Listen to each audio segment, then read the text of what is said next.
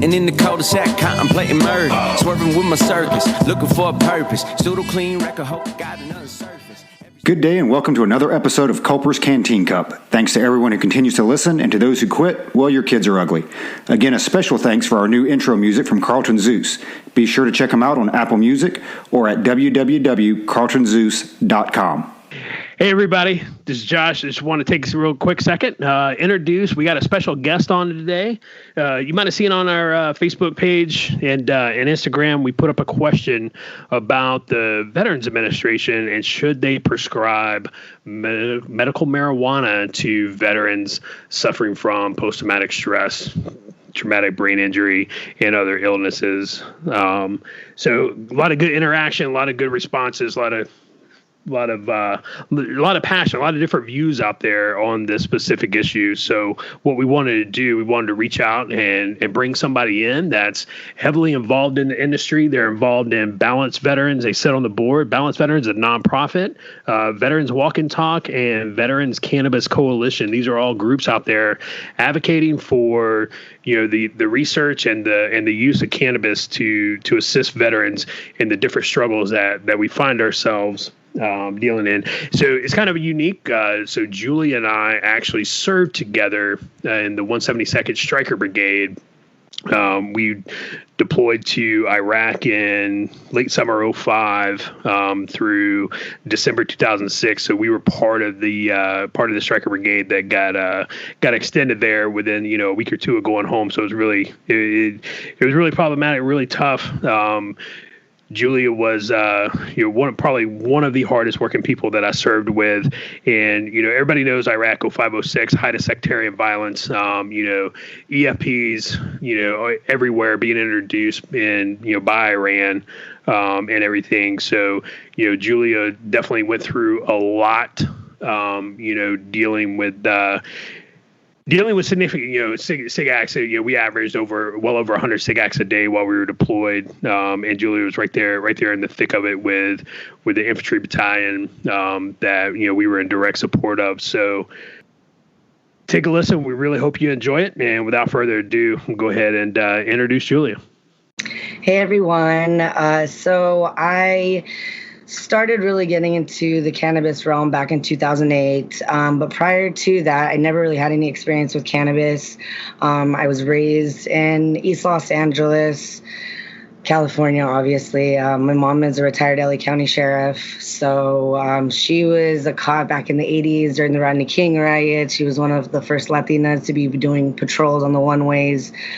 So she was very aware of the drug situation that, it was in LA. It was more so the crack epidemic, but marijuana was still, considered the gateway drug. So she was very cautious of who I hung out with. So I really stayed away from cannabis. But once I was in a culinary high school, but I was in a culinary academy.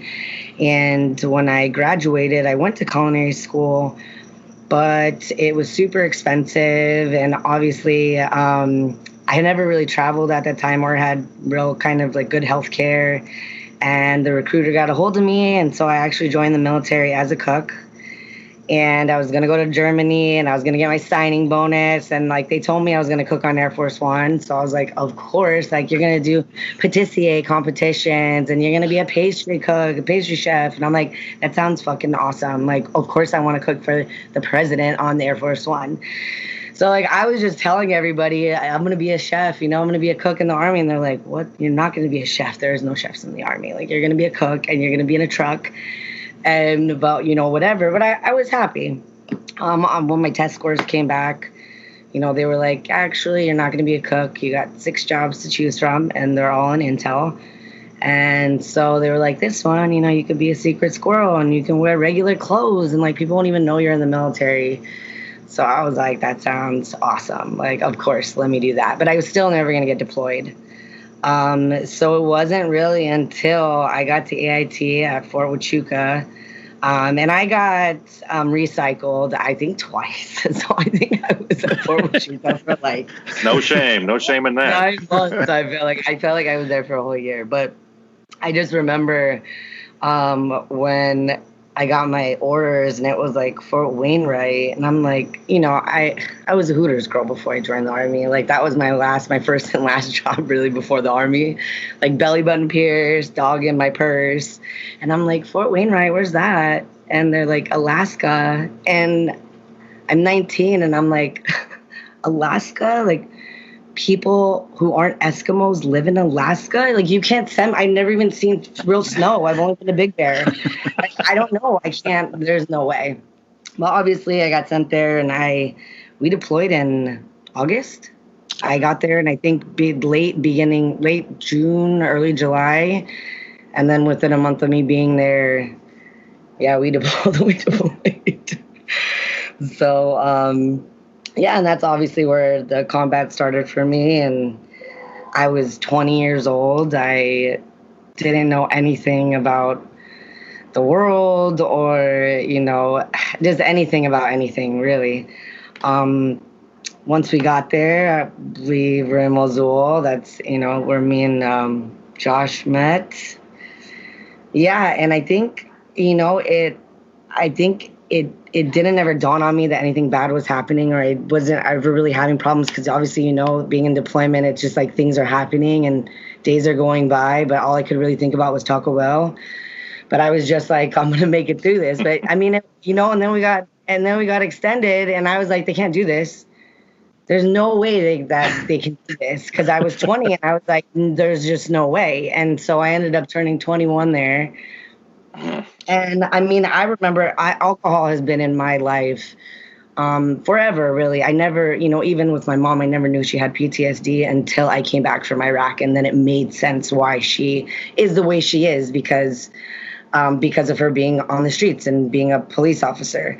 So, secondary PTSD is very, very real. It's something that nobody really talks about. But it has a huge impact and effect on, it's just like a person whose dad has been incarcerated forever. Of course, it's going to impact them, even though he hasn't been there. It does make a big difference. So, being an interrogator and going on patrols and being 21 and, they always say, like, I've watched so many murder mystery kind of shows now, and they're saying, like, your frontal lobe is not really formed until, like, your mid-20s, which would make sense why we have so much of the younger people at the bottom who are doing these things, making the hard decision, I think. But once I left,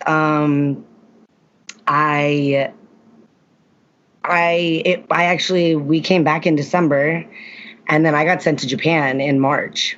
And that was the first time I blacked out. Like, I remember I didn't even know. I mean, to be very honest with you, I was watching The Grudge when we were deployed, and I was, like, terrified of The Grudge. But I'm like, I'll never be around this many Japanese people. And then, like, 3 weeks later, I get orders to Camp Zama, and I'm like, where the hell's Camp Zama? And they're like, it's in Japan. And I'm like, she found me? Oh, my God. Like, I didn't even know we had a base in Japan. Like, I never would have requested Japan. Why am I going to Japan? So it was so mind-fucking for me. But I get there, I get to Japan, and I remember I was walking to the gym, and I was walking in between some cars, and that was the first time I blacked out. Like, I fell forward. I have a scar on my chin, and I passed out in the parking lot. And at that time still, I don't think nobody was obviously calling it TBI. Because when anything happened to us and we were in a firefight or something, it was just like, check your pants. Are there holes? Is there blood? Like, it didn't matter about brain trauma. We were looking more for blood or were you shot? And that was it. And then it was drink water, move on. So I did start, when we got off the plane, I remember I was put on Wellbutrin and Ambien. And since that time, I have always been on medication. And I guess now in retrospect, looking back, it was the beginning of what I never thought would have been like the mountain that I was never going to be able to climb. It just looked so small, like Wellbutrin and Ambien. It's going to help you sleep. I ended up being on Ambien for 7 years. Which they say now causes, some memory loss. And of course, nobody was ever really doing tests on these things. But once I got to Japan, then they started saying bipolar 2 was dysthymia, severe depression. But it was like, I still didn't know what PTSD or what I was going through. They're like, you're bipolar. And I'm like, how am I bipolar? Thank God I had to get my top secret security clearance to be an MI, because that almost saved my life pretty much, because I would tell the doctors if I was bipolar, any of these, psych evals that you made me do to get my TS clearance, somebody should have saw somewhere down the line that I was bipolar. If you guys did all these mental health evals on me, then no, there's no way that this just all of a sudden surfaced. But I mean, as you guys know, if you do, you could try to chapter somebody out, with bipolar. So they are pushing a lot more towards that. And then you have to be on medication. So it's an easy way for them to kind of cut through that. But then, when I was in Japan, I was obviously having a lot of problems, a lot of issues. This was back in 2007. And it was almost like the beginning of the end for me, because to be on so much medication, I think by the time it was already 2008, I went from Japan to Schofield Barracks to the Warrior Transition Unit. And there's like all the sick soldiers and the hurt soldiers, and everybody's just kind of in this weird limbo where you're halfway in the military, but you're out because you don't have to really do anything. And then when I got out, I was back in the real world, and I tell a lot of people, like, it doesn't make any sense to me how the government has funding for halfway houses where people who were in jail, who were rapists, murderers, convicts, whatever. Society is so scared to put them back on the streets that they put all this money into halfway houses where they have a curfew. They're around other people who are in jail. They get taught finances again. And hey, you have to apply for a job. You have to be a functioning citizen in order to be okay in this society. But yet you're allowing us, we got medals and awards for, obviously they were involved in gangs. But if you ask a really religious person, they could say that the military is a gang too. So we have that mentality where it is life or death, just like in a gang mentality. So to put somebody like us back on the streets where we got trained to do these things, like I said, we got awards and we're heroes, but yet you're scared to let these prisoners out and they get help and we don't. So I think that was the first disconnection I had with everything, is when I got out, coming back home and just, being severely depressed. Like, and then I'd go to the VA and see all these older vets who were just like sitting there dying. And it's like, is there any hope for you guys, or who's here to help you out? And it's almost like looking into a fortune, like a crystal ball, and being so scared of like, this is what's going to happen, or is this my only future? So it wasn't until 2008, a fellow veteran friend of mine had said, a lot of vets are smoking cannabis. And I was like, there's no way. I'm not smoking weed. Like, my mom will kill me. My uncle's a priest.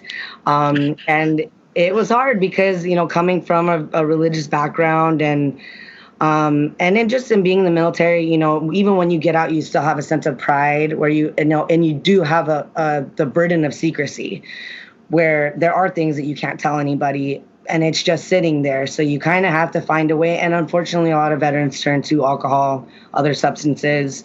Why at every VFW and American Legion is there a bar? It's like, it is a way of coping, but yet we see so many veterans dealing with alcoholism and substance abuse that it's like, it isn't a healthy coping mechanism, but cannabis is looked so down upon. So once I started kind of getting into cannabis and kind of experimenting, my first few times that I smoked it, it was the worst because you're stuck in your head. I didn't have a medicinal understanding of how it could help me and what it was doing. It was just, I'm smoking pot and now I'm stuck being high. It's like a lot of people when they try edibles for the first time, they don't like that feeling of not having any control. And I feel like with a lot of veterans, you have to regain that sense of control over yourself and know that you still can't control the situation, but like your emotions affect a lot of what happens in a lot of situations, be it a fight, an argument with your spouse, whatever the case may be. If you don't have your emotions in check and regulated, you will make a mountain out of a molehill. So obviously, once I started talking to other veterans, I started getting involved with a lot of veteran nonprofits. And then I started talking to my doctors at the VA about it. At the time, it was like 2009 now. And I started working at a dispensary. Being in California, obviously we had a lot more options and access to medicinal marijuana. But I was still trying to figure it out, but I was learning how to explain it to people and help a lot of older people who had arthritis who just didn't want to be on medication anymore. But it's still, I didn't make that connection with veterans. I still thought I was doing something wrong. And I was also still, taking a lot of these medications.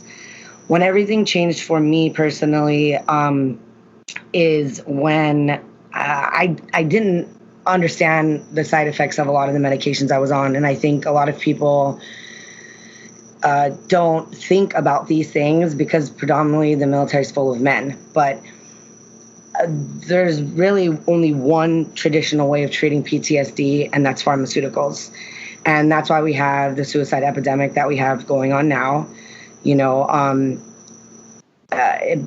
Let's look at that study, the statistic. Where did 22 a day come from? Right? It came from a 2012 study that was done, and I believe they only took 21 or 22 states' actual information of suicide. They didn't include California, Georgia, Texas, which have huge numbers of veterans there because they're generally warmer states, so you can be homeless. But if they didn't include those states and they came up with this 22 a day number, California and Texas alone, you're looking at twice, 3, 4 times, 5 times the population of some of these other states. So let's just say, with that being said, but they're not considering homelessness a form of suicide, even though you're slowly dying. You're choosing, you're not surviving. You're not succeeding. The military, they teach you how to survive. They don't teach you how to succeed. So people are like, why are so many veterans homeless? Because they're doing what they were taught to do. They're living in a fucking tent. And they're barely making it, but they're surviving, and they never learned how to succeed. We don't look at retirement. The only retirement a military person ever knows is when they get out. But they're not actually putting money away for retirement or thinking about their VA home loans. A lot of veterans don't even know that they could use their VA home loan more than once, or actually even use it. A lot of people get out of the military with kids. Does that mean they're actually going to be able to go to college and get their GI Bill? It's going to be really hard. So they're not looking at homelessness as a form of suicide. Unfortunately, they're not looking at domestic violence as a form of suicide. If you're with a partner that is not getting help for domestic violence and you know that they potentially might kill you one day, that's a form of suicide to me. You just know that if you're literally sleeping with a loaded gun, it might go off. It's, you're not wanting something better. You're just getting by every day. So if that number 22 came, you're really looking at a much bigger number. But if that's just, even if it's 22, that's 22 more spots today that weren't there yesterday at the VA, that the VA can trial these new drugs on 22 new people. It's really population control for the VA. They're not being blamed for us killing ourselves. They look at us and suicide. What is suicide? It's a personal problem. That person was suffering. But if it was in any other community or ethnic community, cultural community, religious community, if 22 Hasidic Jews or 22 Catholics were just committing suicide every day, I'd be like, what the hell's going on? Why is this? What's the background? Why is this happening? But nobody, they're just like, they're tormented people. A lot of people don't know the actual people who are killing themselves are like middle-aged people, the people who just get out of the military. And now it's like, well, how do you start over at 50? When you've only known this life, which is so structured and so like keep your mouth shut and do what the fuck you're supposed to do. And that's it. Not out here. People's opinions matter. People can protest. Nobody's protesting in the military. So out here, you have to deal with so many more people's emotions and their problems and things like that. Obviously, I was on antidepressants. I was on a lot of other medications, but I was on Topamax. I have always been on birth control because I never felt like I was mentally ready to deal. I was just still dealing with going through my PTSD. I was also still drinking, and I was taking all these medications. So I've always been on birth control. But apparently Topamax, which I didn't know, it almost makes your birth control ineffective. So the first time I got pregnant, I was devastated. I was just like, how did this happen? Like, and some people would be like, it's God's divine intervention. And I'm like, no, because now my baby's been pumped full of lithium and Ambien and Zoloft and Paxil and Geodone and Risperidol and, all these things, Abilify and blah, blah, blah, blah, blah. And like, no, there's no way I can have this baby. well, let me go to the VA because like the VA is putting me on all these drugs. Like I literally went to the VA and I'm like, take this alien predator baby out of me. Like I'm not willing. I see all these commercials. Like if your son, if you were on Risperidol and your son was born with boobs, call us and we'll sue him. It's like, I just don't want my son to be born with boobs. Like, is that too much to ask for? But you're also talking about anthrax, the anthrax vaccinations, every vaccination that they gave me. You're talking about all the stuff we were exposed to in Iraq. The biggest difference between men and women is that women have babies and men don't. So nobody has ever looked at or done studies on the effects of all these drugs on pregnant women. The reason that they've never done any tests on these drugs on women is because it would be unethical. It would be totally not morally right for you to give a pregnant woman drugs, knowing that there's all these other side effects that we deal with as humans. Like when you see these commercials, like you're going to have this and that, and you might have diarrhea and you might have suicidal ideations and you might have this and you might have that. Even if I stopped taking all those drugs that day, my baby now was still exposed to these drugs for 2 to 3 months. And even if I were to try to get off these drugs in a month, I've never been taught how to not be on these drugs. How do I make myself go to sleep without Ambien?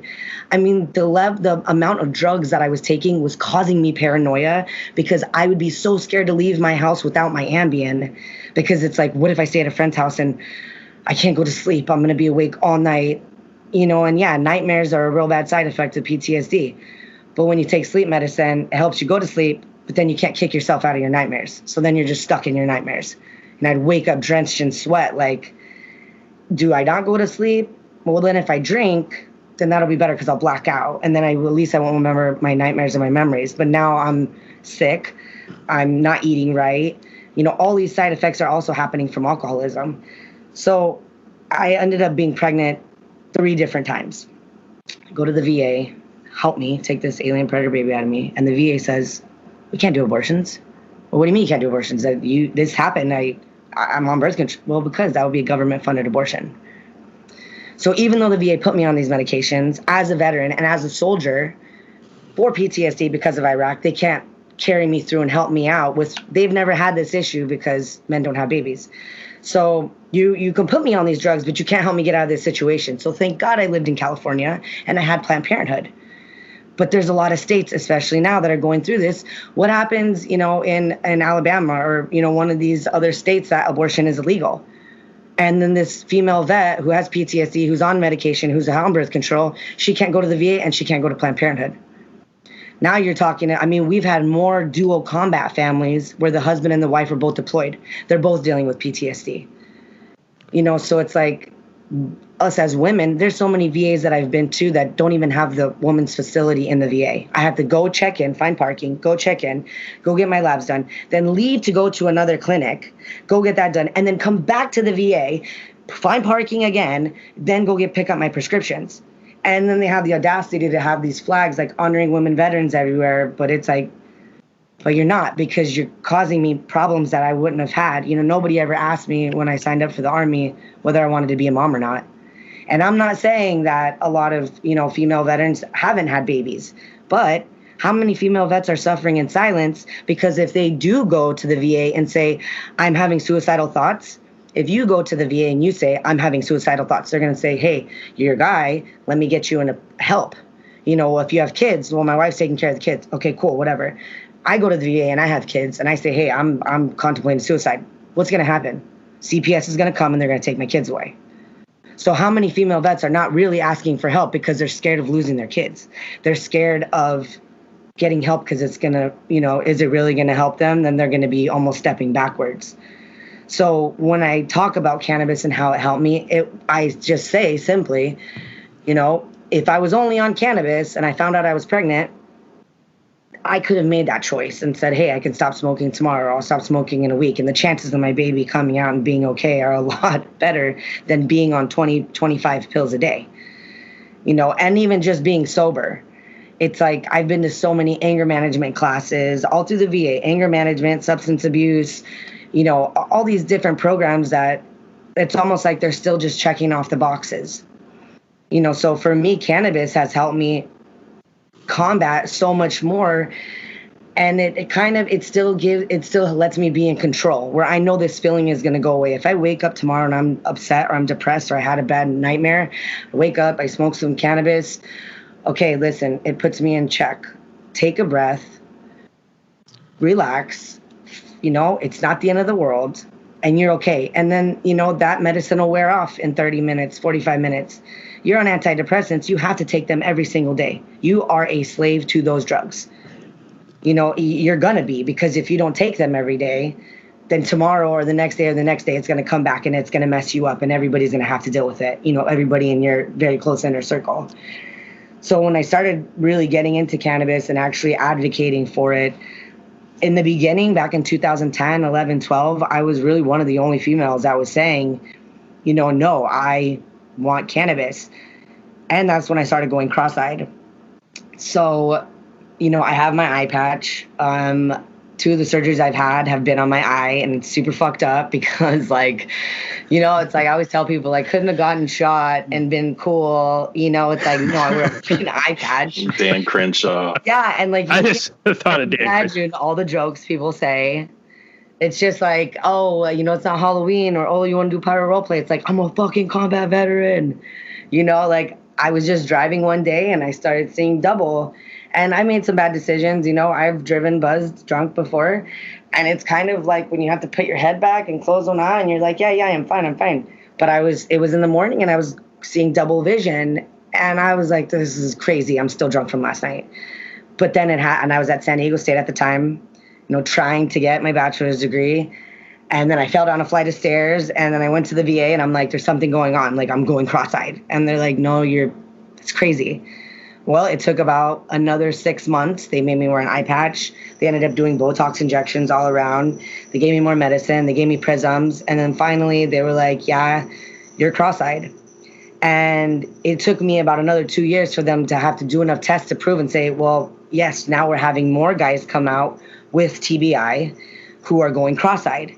And I would have to explain to people, they're like, how could you go cross-eyed? I'm like, well, if somebody took a bat and hit you in the back of the head, some people might stutter. Some people might have problems writing. Some people might have problems seeing, because it's your cognitive. It's what is up here. And so when your brain gets rattled so much, you never know what the outcome is going to be. But for me, it's been my vision. So, being just solely on cannabis, it helps me still maintain control of my eye. But if you're on antidepressants or anxiety medication, I can't bring my eye out, even though I've had surgery. So, obviously cannabis has definitely helped me out enough where I have enough stories and experience to tell people, it can be something helpful if you use it the right way. But there is no light at the end of the tunnel with any of these other drugs. You're not sick. It's not the flu. It's not like an antibiotic where you take it for 7 days and then it goes away. It's like you'll be dealing with PTSD forever. So unless you teach yourself how else, and when I would talk to the VA, my doctors about it, they'd just say, no, you can't just smoke weed. You have to be on these drugs. It's still a Schedule I drug. It's not federally legal. And some of my doctors would be like, hey, thank you for being honest with me. It's good that you're telling me. Other doctors would be like, no. And so they would keep drug testing me. And it's like, I'm telling you, it's helping me. It's helping me eat, because all these other drugs that you're giving me are making me nauseous. I'm losing weight. I'm gaining weight. It's like mentally, I just don't feel right. They're putting you on so many drugs. They don't know the side effects of half the drugs that they're putting you on. But if you're never going to get off those medications, then, it's like if you don't ever ease up on it, you won't build yourself up enough. We're all resilient enough to keep going. But those medications make you forget. They make you feel weak, because no matter what, tomorrow, you're still going to have to take that pill.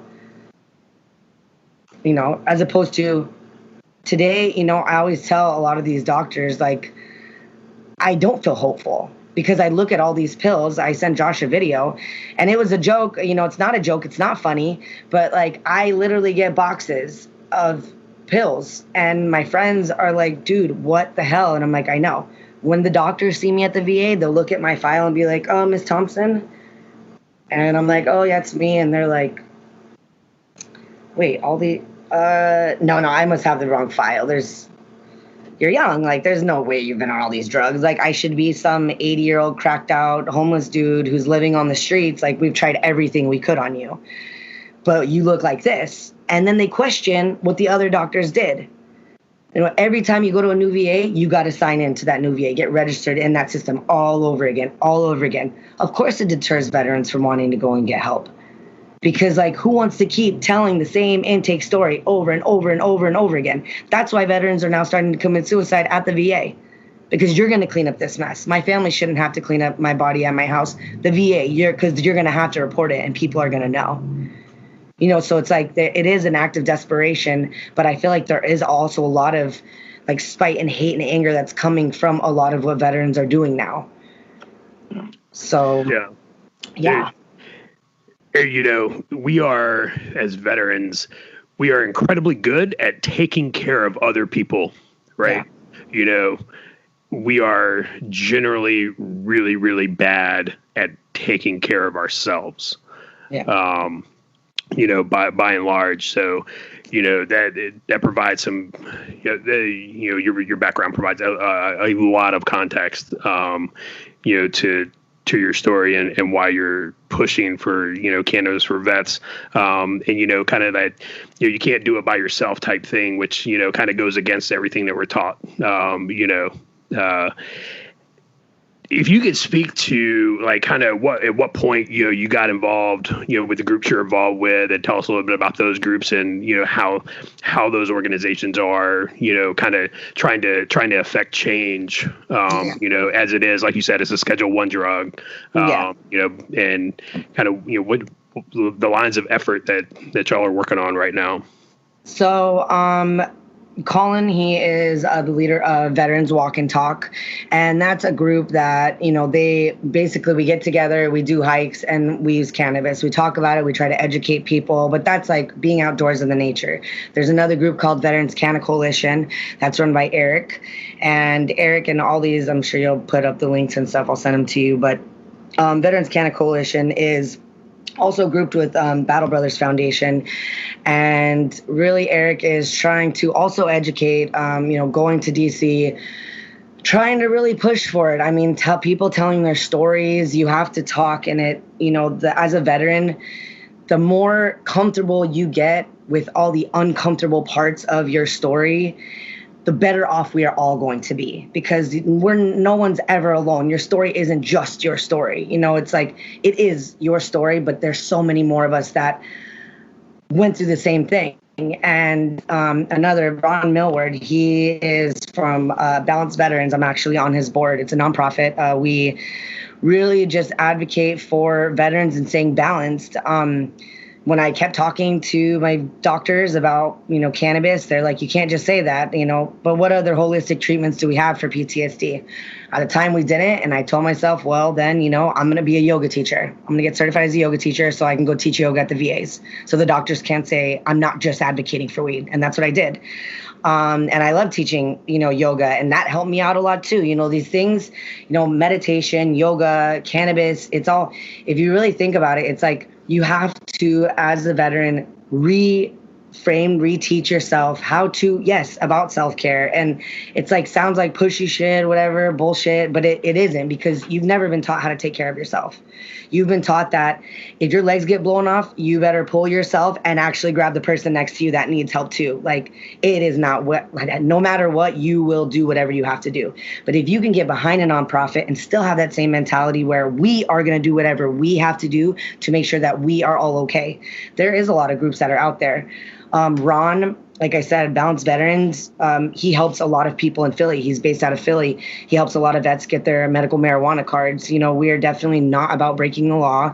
Every veteran should be protected. And, I've had to go to court for, getting pulled over and having marijuana on me, cannabis, and, researching all the laws and going to the judge and say, Your Honor, I was in possession of cannabis, but I have PTSD and cannabis is my marshmallow, and it's the service dog that I don't have right now. It just slows things down for me, so I don't get so irate and out of control so fast that it makes me care about myself. It makes you love yourself. Yoga, silence is deafening for a lot of veterans. It's silence will drive you crazy, because when it's quiet, it's something bad is going to happen. Anxiety, are we going to get hit? Are we going to get attacked? Is there going to be a firefight? Are we about to get mortared? Why is nobody talking? Where's everybody at? your mind starts going so much. But, cannabis, it just helps you kind of reframe that. Yoga teaches you how to sit in silence. It teaches you how to embrace like just that hour for yourself and say, I do deserve an hour to myself. And when you start like seeing the other side, kind of like the other side of the fence as a veteran, and seeing that you can be happy, you can be healthy. Ron loves plants. He loves gardening, and cannabis, obviously gardening cannabis is huge. It teaches you how to appreciate time. It's like things slowly happen. And I feel like with us, we're so responsive like this that you have to learn that this is not how things work. You have to learn how to slow down and kind of go at a snail's pace again to learn how to pick up on everybody else. Everybody is not on the same page, nor are they in the same book. And they're never even going to want to read your book. So many people will tell me too, like, you should write a book. And I'm like, no, yeah. Go look at my VA record. There's about 5,000 pages at the VA that they've written on me. That's a book enough for me. But then there's a lot of people, I actually just got awarded a grant. I know you guys know David Arquette. He's super awesome. He partnered with Veterans Canada Coalition and In-Home Harvest and Battle Brothers Foundation, and they awarded 5 veterans grow ops. So they actually just came to my house and they set up like a whole grow tent, about $5,000 worth of stuff, plants, and just to teach vets, like, you can grow your own medicine. Listen, it's not just the after effect. It's just growing something from a seed, appreciating life.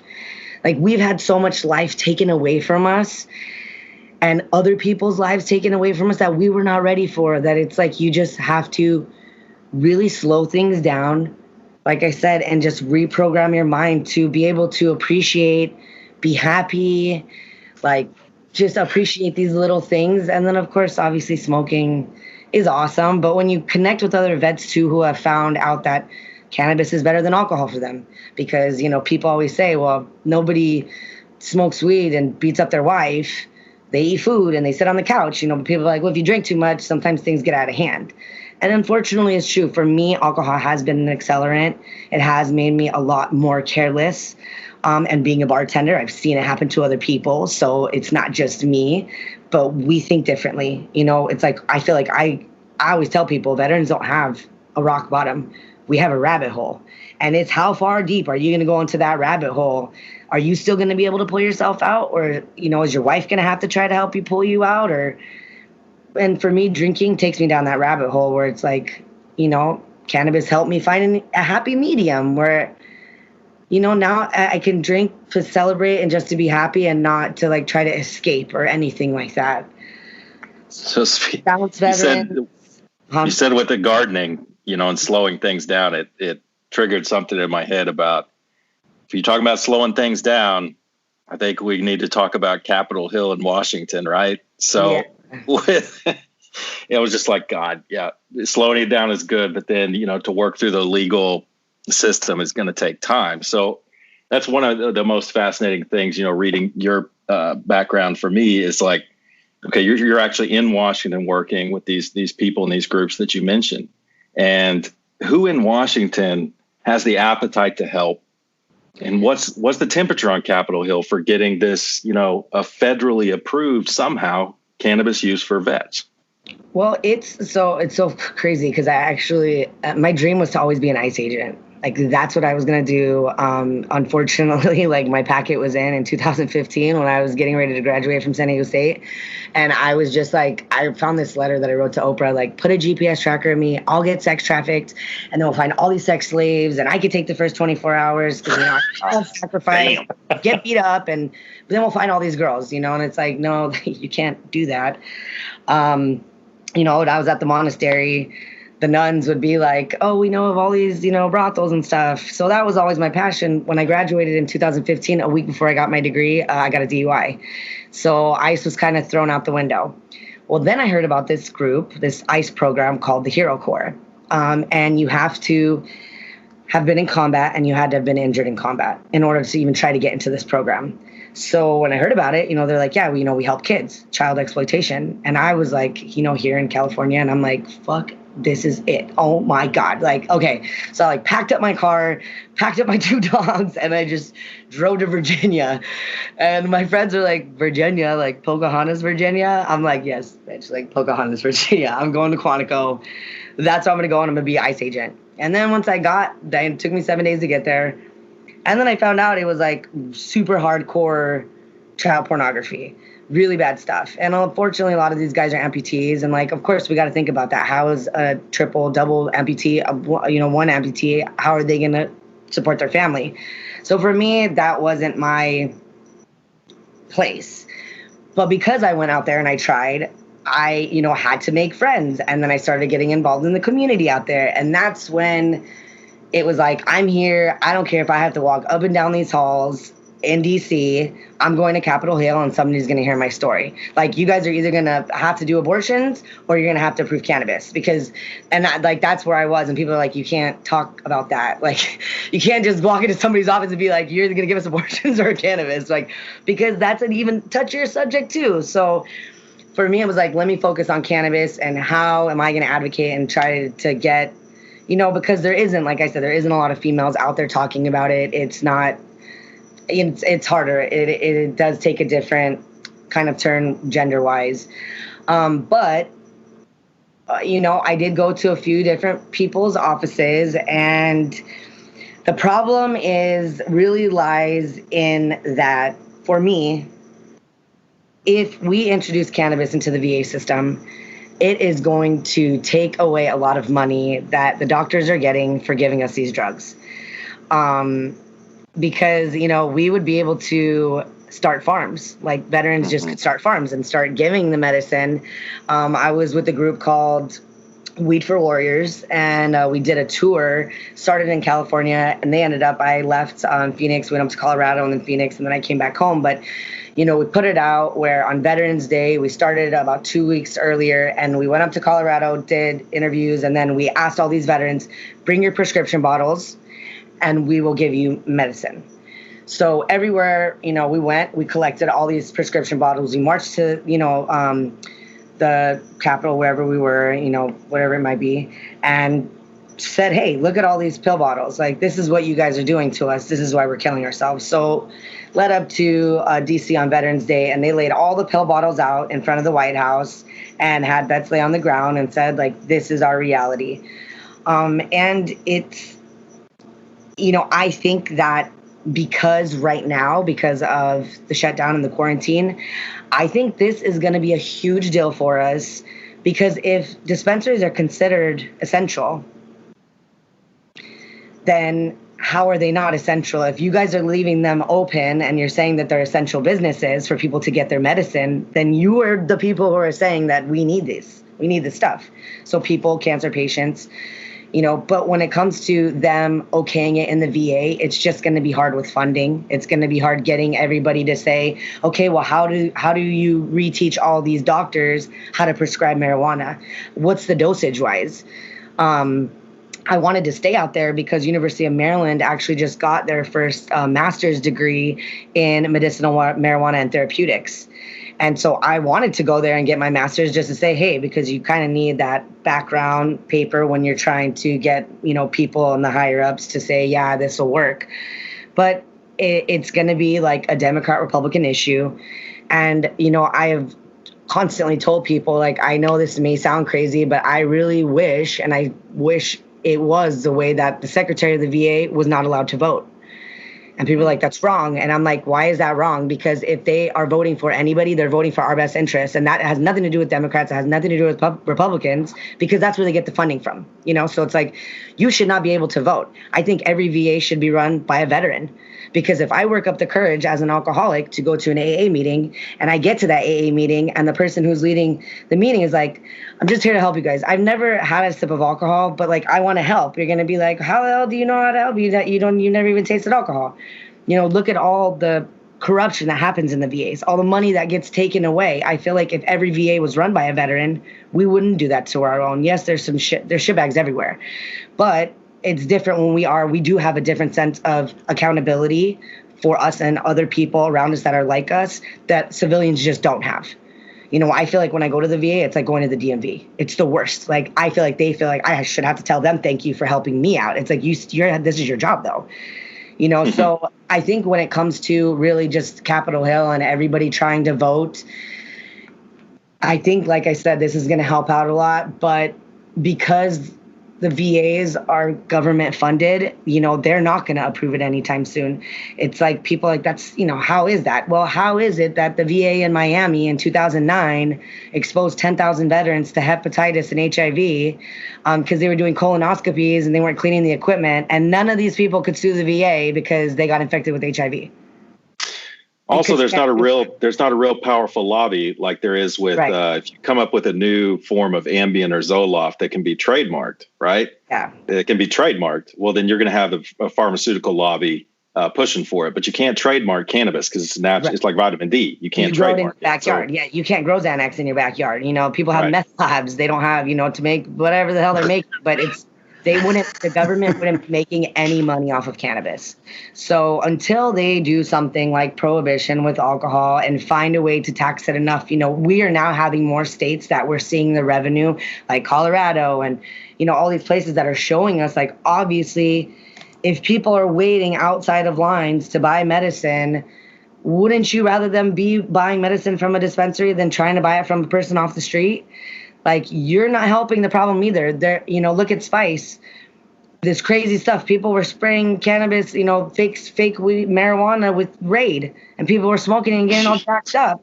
It's like when people actually start caring about veterans and genuinely about their health and their well-being, like, I always tell a lot of people, you would never care about veterans until your son fell in love with me.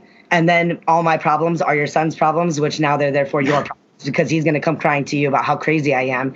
But, it's like, we're not affected by AIDS until somebody who is either dying from AIDS or they're sick with AIDS. And then it touches a part of you where you're like, look at this huge situation, look at this big deal. But until somebody has lost a veteran, they love a veteran, they are a veteran, we have to find more ways of just learning how to band together, trying to introduce it more, having people, we call it the canna closet, the cannabis closet, having people come out of the cannabis closet and say, like, yes, I am using this. Yes, it does help, and really telling their story. And I think, it's hard because I would love to say that so many veterans, unfortunately, taking their lives is having people wake up. But how long are we going to be saying 22 a day? No more 22 a day. No more 22 a day. It's like, I have attempted suicide.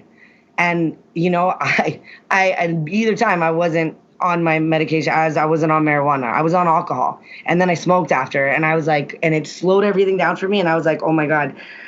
Because I just needed to take that breath and be like, okay, oh my God. It's not that crazy. It's not that bad. Like, just, it gives me that, what smoking does, it forces you to breathe. You have to take big breaths, which in society today, when we get mad, we're like, oh, I'm so mad, I'm so angry. And you like tense up and you hold your breath. And that's when people have fucking strokes and heart attacks. But when you're smoking, it forces you to take big breaths in and big breaths out. So that, in a sense helps out. Edibles help out too for people who can't smoke.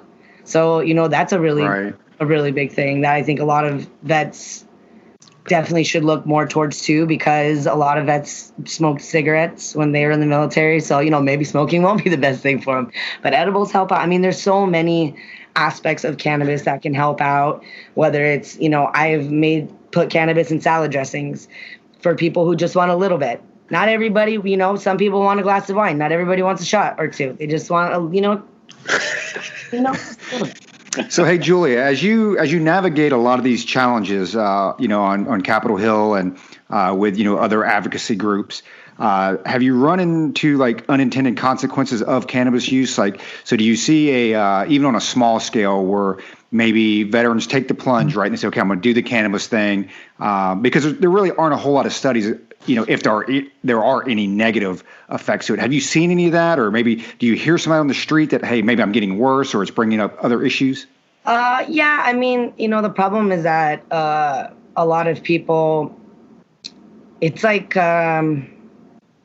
because it doesn't have a sedating effect, like I said, like Xanax would, where it just shuts your whole body down, it still gives you control over what you're doing.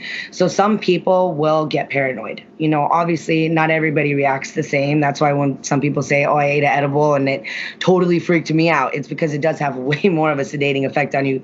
Edibles do, and they last so much longer because you're not just inhaling it, your body's processing it, and so it does last a lot longer. So, you know, with a lot of vets, I tell them to kind of start low, go slow.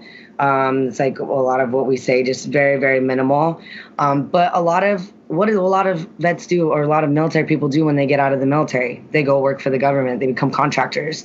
So right. A lot of people are, you know, even though cannabis helps them and it's totally helping them out, they're at risk of losing their job every day, even though they're good at their job, because, you know, this is what's helping them. Because, you know, as well as I do, you know, when you're working in and contracting positions and things like that, you're still working down there for the government. I mean, you're working with government agencies, but if you're a contractor, it's like they might get the perks and the contractors always don't get that sometimes. Like they get the government days off and then the contractors don't. So a lot of people, like that's what I said with the Canna Closet. I mean, I knew once I went public, I was never going to get a government job ever again. Like now that I'm on the internet and I'm saying like I am an advocate for cannabis, you know, it's like I couldn't even really go probably apply for the YMCA because they're going to look at my Instagram and be like, she smokes weed. I don't want that kind of person around young kids.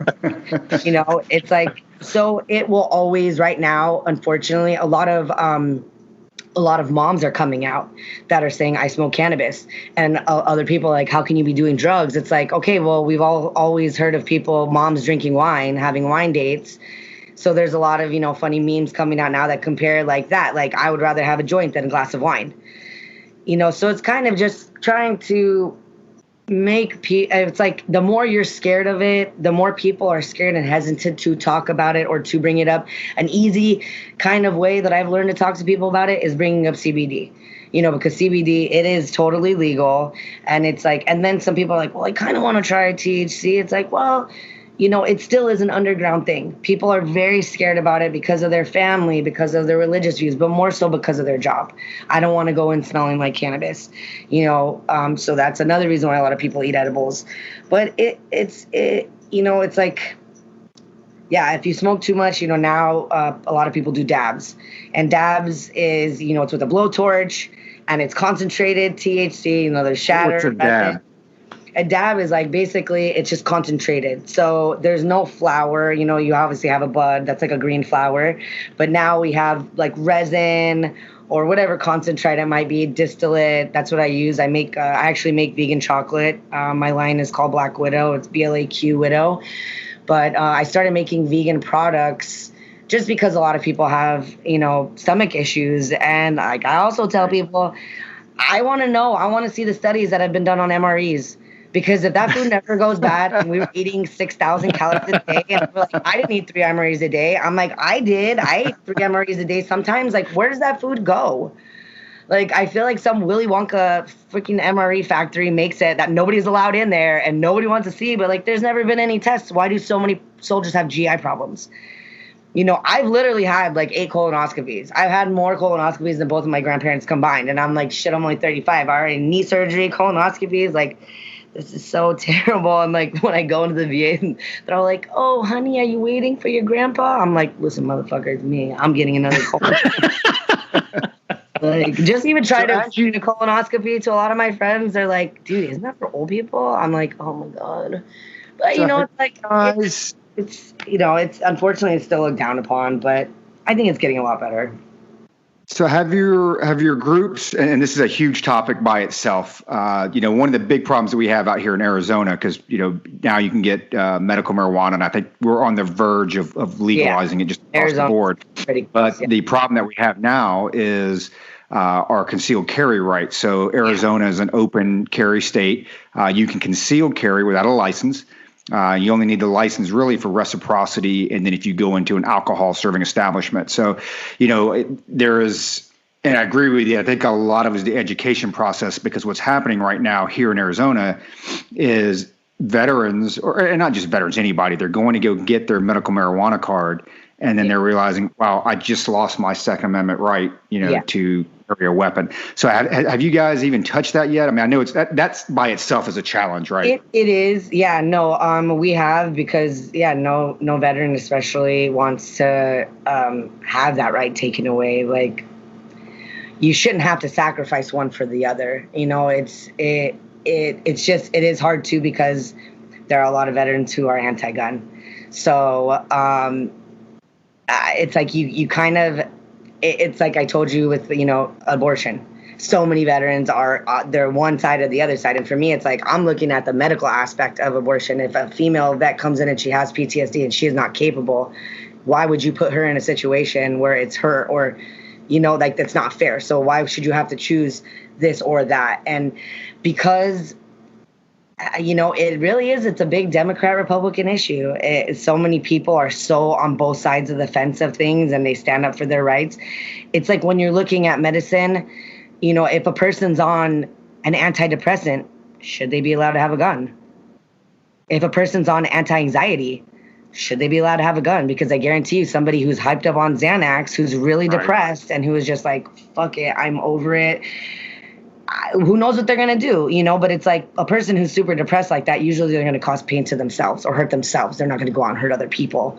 But, it's, pharmaceuticals are not looked at like cannabis is. And it's just still such like a dark world. It's a dirty word, like smoking weed. And, we look at it like you're just trying to escape. You're like sitting on your mom's couch and smoking weed. It's like, well, it's hard because people don't want to look at it medicinally, but it has been around much longer than all these other pills have been.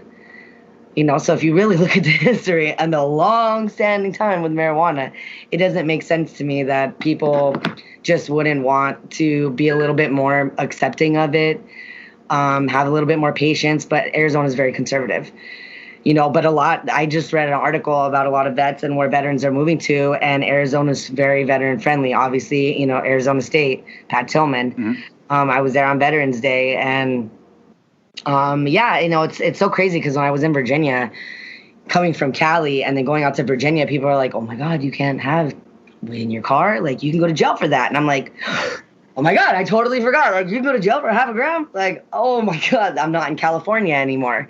So, it is shitty because we are a lot less conservative out here. We're definitely a lot more happy-go-lucky people. Like, everybody should just be able to do what they want to do. And, but Arizona is more conservative, so.